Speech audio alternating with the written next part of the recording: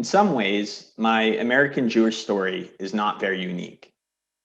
My family immigrated to the United States in the early 20th century from Eastern Europe. I grew up on the North Shore of Long Island in a very Jewish neighborhood. I went to a four-year college in the Northeast, and I became a lawyer. But in other ways, my story is uncommon.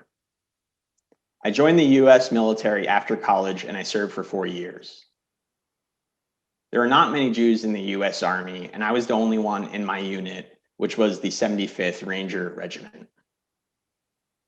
But it was in the Army, where I was so far from my community, that I really started to feel Jewish. Although it set me apart from my fellow soldiers, I did not want to hide the fact that I was Jewish. I made it a point to list my religion on my dog tags, and I wore them around my neck every time I put the uniform on. On many occasions, fellow soldiers would tell me that I was the first Jew that they ever met. I started to feel as though I needed to represent my community in the best possible light. I took it as a personal mission to always work my hardest, to be dependable, and to be a soldier that others could rely upon in any situation.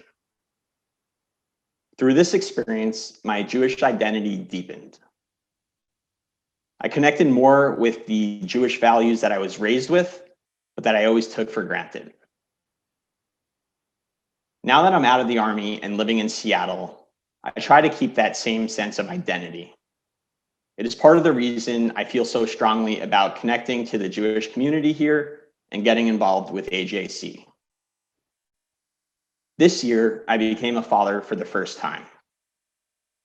I want my son to have that same sense of identity, which for me has been a source of pride and meaning.